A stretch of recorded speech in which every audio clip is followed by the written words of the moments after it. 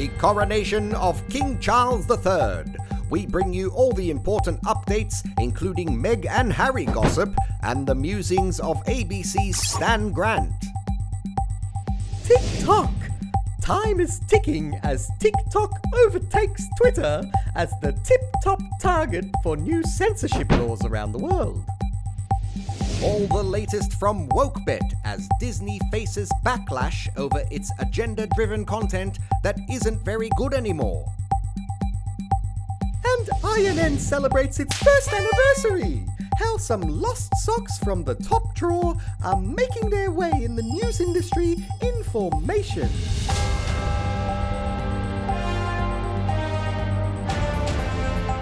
Happy anniversary from me, VoiceOver Guy.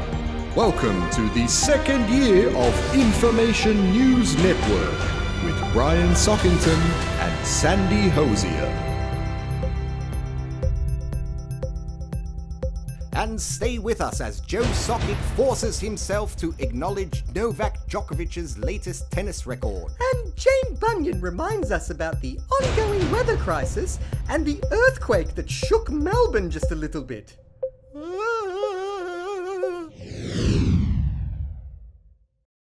The coronation of King Charles III took place at Westminster Abbey in London, England, in one of the most lavish and expensive services in history. Dignitaries from around the world flew in to celebrate the ascension of Charles and his wife Camilla to the throne of the former British Empire, which owned more than a quarter of the planet's land just over 100 years ago, but is now fulfilling a more ceremonial role, much like the monarchy itself. Celebrations and protests filled the streets across the United Kingdom and around the world, despite polls indicating ambivalence from citizens toward the ceremony. Perhaps they were more concerned about finding the money to afford food and electricity during an ongoing cost of living crisis. Rupert Holsworthy was there to witness the crowning of a new king, son of the recently departed Queen Elizabeth II, who will continue the great tradition of super wealthy people telling everyone else what to do. Little can compare to the majesty of a royal coronation. A perfect sunrise, a lion devouring its prey, RuPaul winning yet another Emmy Award. So, in keeping with these monumental events, it was only fitting that an estimated £100 million was spent on heralding in the new King of Britain, Charles III, in a pared-back ceremony reflecting the hard times being felt by commoners across the United Kingdom, experiencing an ongoing cost of living crisis, plunging hundreds of thousands into poverty.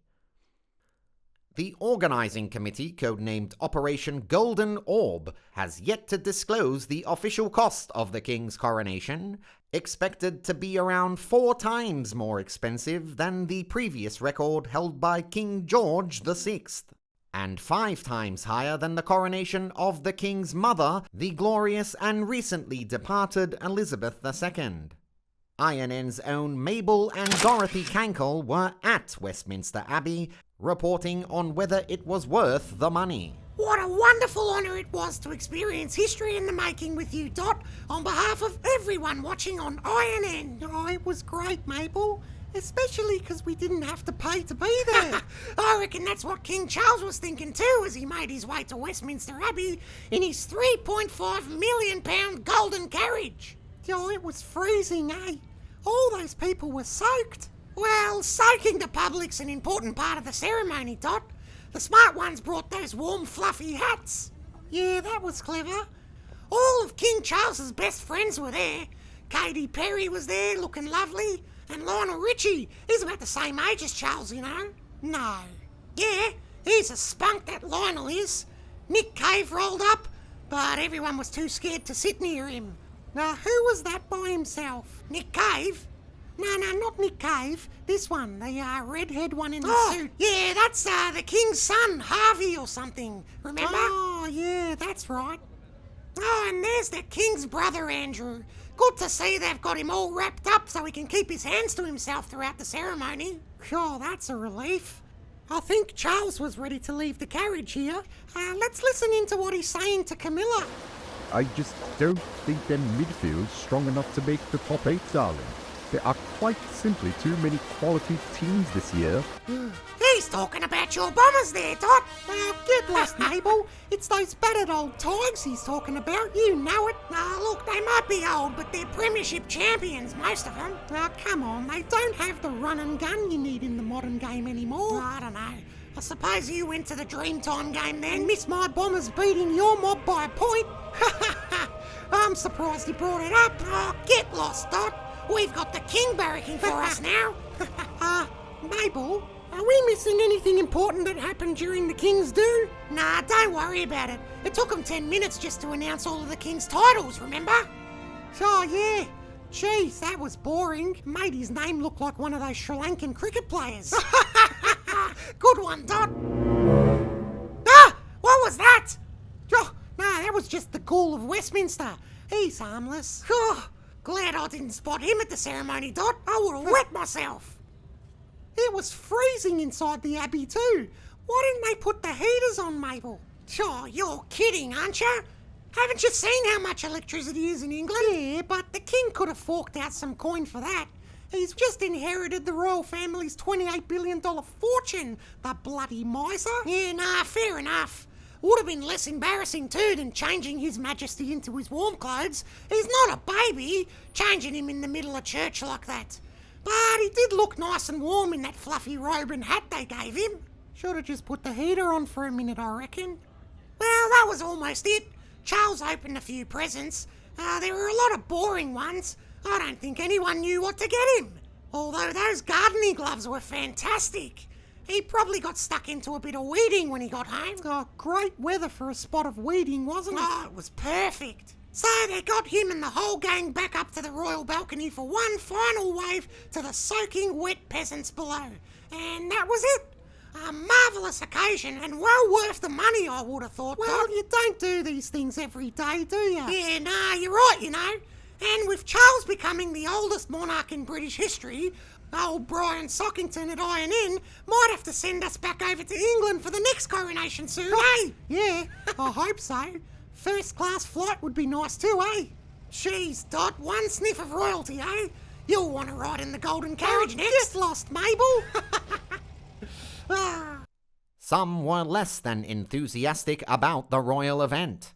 Meghan Markle, wife of the king's red-haired son, staying in Los Angeles with her kids to save money on a babysitter and lower her carbon footprint. Prince Harry was obliged to attend, despite having slagged off the royal family for 416 pages in his tell-all book Spare, launched earlier in the year. The book promotion should help Harry sell enough copies to keep him off the unemployment line for now. The Australian Broadcasting Company also seemed put out by having to cover the coronation, stacking its pre-event panel with anti-monarchy identities including the head of the National Republican movement, Craig Foster, and Wurundjeri journalist and author of the book The Queen is Dead, Stan Grant. The panel used the build-up to the historic event to criticise the monarchy's role in modern Australia for almost an hour prior to the ceremony. Over 1,800 people called to complain about the segment, although in comparison 6 million called a voting line during the recent season of Australian Idol. Grant was particularly scathing, using a long-forgotten tactic called The Truth to call out the monarchy for its historical disregard of Indigenous Australians, suggesting the country consider forging its own path forward without a British head of state. Such was the backlash from Australians wanting to watch a parade without thinking too much. Grant made the decision to step down from his media roles, although the book promotion should help Stan sell enough copies to keep him off the unemployment line for now. Rupert Holsworthy, INN News. Meanwhile, rumours continue to circulate that former Scottish First Minister Nicola Sturgeon, an active campaigner for Scottish independence from the United Kingdom, will be arrested imminently after an investigation into financial misconduct by her own Scottish National Party. Sounds like the king has gotten off to a good start. Governments around the world are banning the Chinese-owned social media app TikTok, but only on federal devices, in an escalation of ongoing concerns about privacy issues and the spying capability of the popular video sharing platform, which boasts around 1.7 billion users, or 21% of the world's population. The bans have been implemented to protect national security in Canada, Taiwan, Belgium, Denmark, New Zealand, the UK, the EU, and over half of the state governments of the US, including Montana, where their governor has just signed legislation that would ban TikTok from app stores in the state, protecting residents from alleged Chinese intelligence gathering. Of course, Australia quickly jumped on the censorship bandwagon. Prime Minister Albanese quietly issuing the ban on government devices without mentioning what the specific threat was or how the ban would be monitored. Former Labor opposition leader and MP Bill Shorten is leaving the platform. Bill, what will this mean for your career as a TikTok influencer? Come on, you're pretty big, 15,000 followers or something, that's handy. Yeah, it's something, isn't it? But, He's on fire! So now that Bill's gone, who'd be left that's worth watching, apart from every primary, secondary and university student in the country and around the world, as well as their parents and these people? And of course, government officials using their own devices. Keen TikToker The Drudge joins us in the studio now, and The Drudge, what got you so into TikTok, mate? Sure, I bet you do. But doesn't the threat to national security ever bother you? Well, yeah, but, all the Chinese spying, they had those balloons floating around the US last year. Goodness knows what they're doing with that TikTok app. Well, except your addiction to watching girls dancing all day.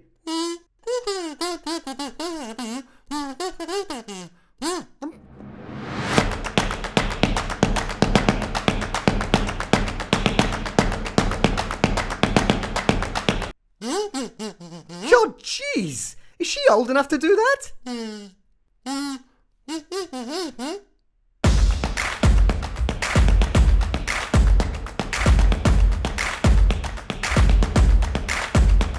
What is that? No, I'm with Elbow and Bill Shorten on this one. Oh, come on, one more. No, unless it's from a platform that's legal on government devices, I don't want to look at it.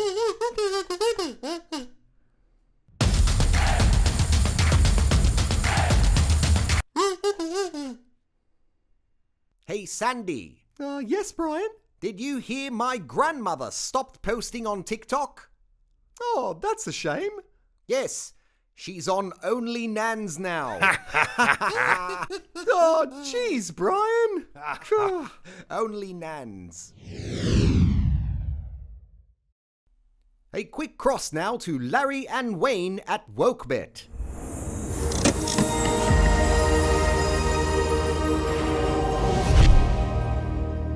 WokeBet.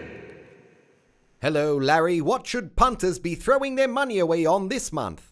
Thanks, Brian. And remember, you're always a winner at WokeBet. Unless you lose, of course. So sign up today. Worsen conditions apply, and always gamble responsibly. Well, there's a ton of money being wagered on the Walt Disney Company this month, as punters back everything from a total collapse to a brand resurgence in response to Disney's insistence on adding super duper inclusive, diverse and woke content to their theme park shows and movies recently. I'll bet that's bringing the money in for Disney. Sure, the money's coming in alright.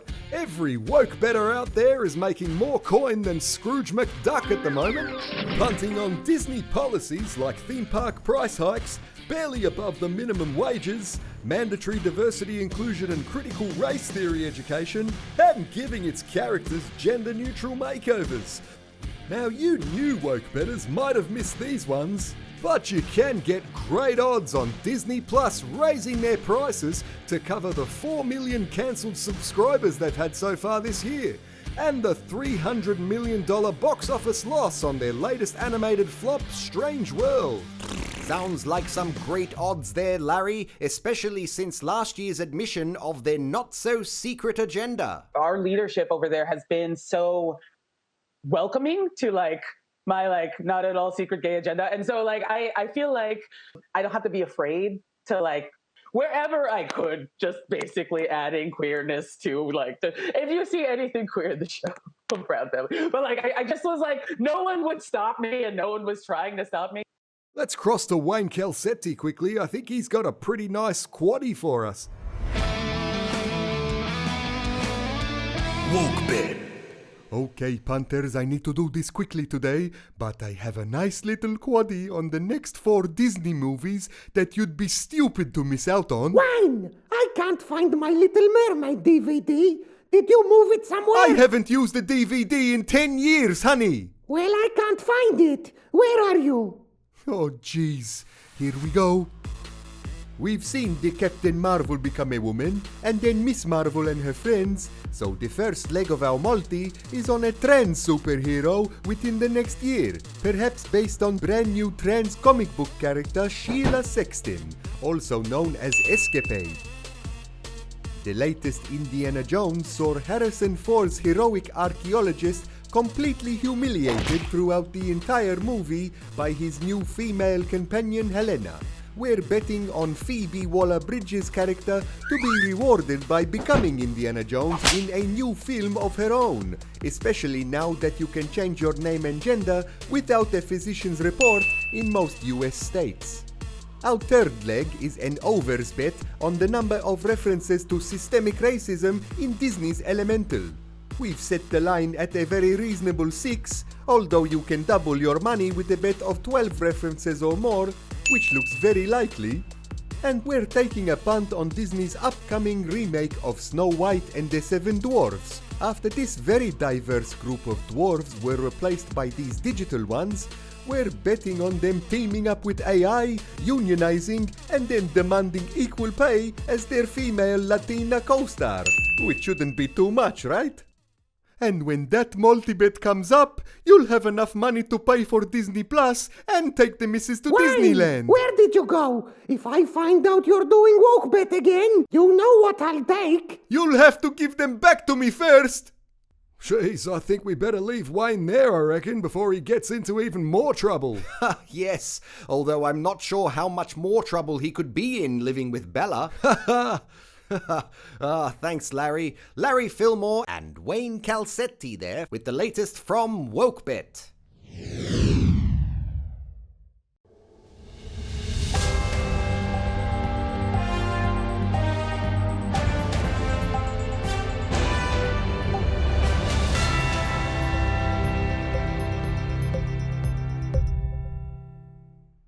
Well, congratulations, Joe, on our first anniversary, but I hear Novak has won another tennis open and broken some kind of new record or something. Not that I care, to be honest. Yeah, happy anniversary to everyone and all that, but, yeah, I reckon we're all about as sick and tired as you are about Novak, mate. I mean, yeah, he's a pretty good player, and yeah, he's just broken some record for most Grand Slams in the history of the sport or something, and yeah, he's intelligent and an independent thinker type who gives his time and money away generously to help people and charities and all that crap. But look, he'll never be Roger Federer or Rafa Nadal, will he? There are two blokes who are in formation like the rest of us, Brian. They don't have a problem getting 1 or 2 jabs in the arm when they're asked to. They're the kind of sports people who you can rely on to always say and do the right things so you can just switch your brain off and enjoy sport. That's what it's for, Novaks.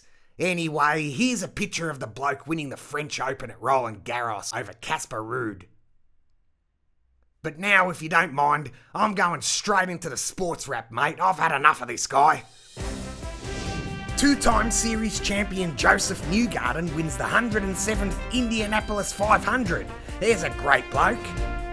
Australia win their first Test World Cricket Championship, defeating India by 209 runs at the Oval in London. Travis Head named the player of the match. There's another legend. The Denver Nuggets popped up to win their first NBA title, defeating the Miami Heat in Game 5 of the series. Nikola Jokic was named Most Valuable Player. Now there's a Serbian I can tolerate. He's on fire! And the Vegas Golden Knights won their first Stanley Cup, defeating the Florida Panthers in 5 games as well. Jonathan Marchessault won the Conn Smythe Trophy for MVP of the series. See? There you go. Plain old sport. No standing for anything, principles, breaking all the records and making everyone look bad. Just sport. That's all. Now, someone go tell Novaks to get 1 or 2 in the arm already and get in formation. Jeez.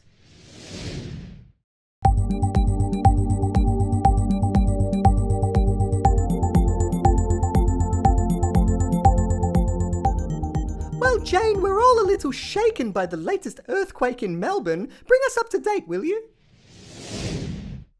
It's been quite frightening, hasn't it, Sandy? The 3rd earthquake to hit Melbourne in under a year, and the largest within 40 kilometres of the city in 120 years. Goodness me, has there been a lot of damage? Well, reports and pictures are starting to come in on social media, and as you can see, there's been quite a lot of tidying up that needs to be done. No lives lost yet, but the severity of these types of disasters will only become stronger over the next few years. We will rebuild, Jane. Melbourne strong. And speaking of looming disasters, any new climate change news to report on at the moment? Oh, absolutely. And of course it's not good. The World Meteorological Organization, in fact, confirmed the worst, declaring a definite 66% chance of Earth breaking the 1.5 degree threshold above pre-industrial temperatures sometime between now and 2027. But until then, we should still expect to see the devastating repercussions of the changing climate. Oh no! Like what?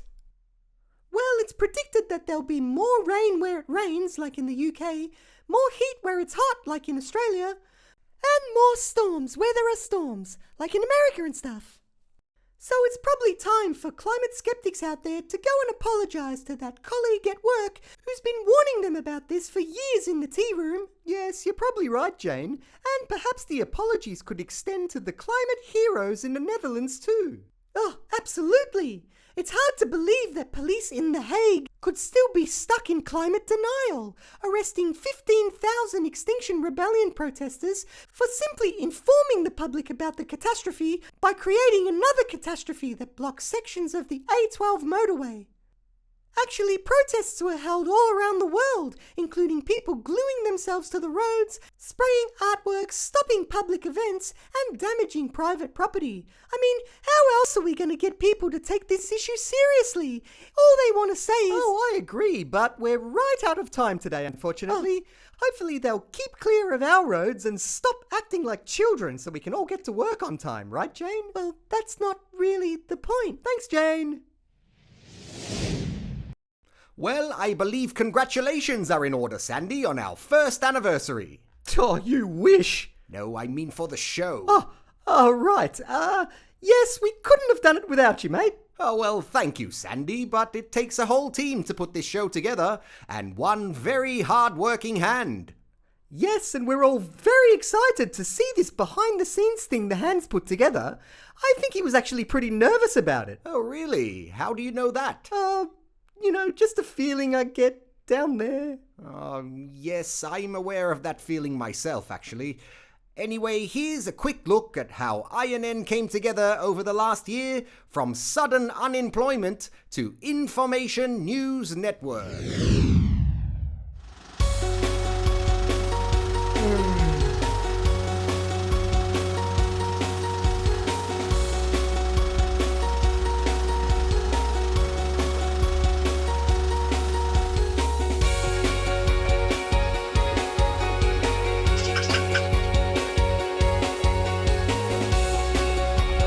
Morning, everyone.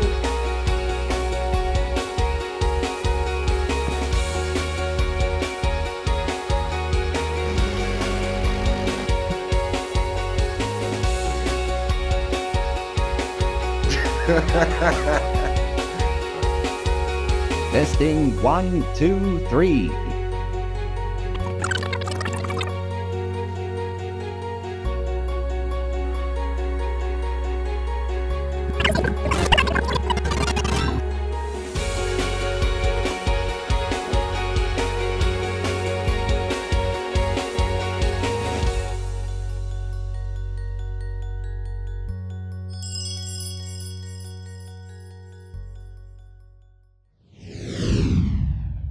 Wow, so it really is a one-hand operation. No crew or researchers? Or money, judging by our paychecks. Wait, you get paid? Well, no, but it does sound pretty good, doesn't it? Ha! You had me going there. Hey, what happened to those bad jokes you used to tell on our older episodes? Oh, well, you see, we're serious news broadcasters now, Sandy. But I did tell one to our payroll team over on Zoom the other day. Oh, really? Was it a good one? Nah, it wasn't even remotely funny. Yay! Well, we hope that flashback to the birth of INN is yet another reason for you to go and give the hand a hand and donate to our show at INNformationnews.com, which is how you become a producer of our future episodes, Brian. Flashback? Flashback, eh? You know, that gives me an idea. The Drudge! Can you whip up a title screen for an INN flashback segment? Hey, that's a great idea! After a year of episodes, I think it's time we highlighted a few that people might have missed, from time to time. Already? See, that is the guy who really runs this place. Put it up on the screen.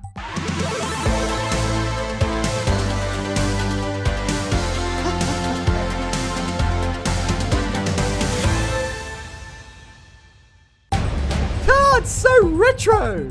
Haha, that's perfect, The Drudge.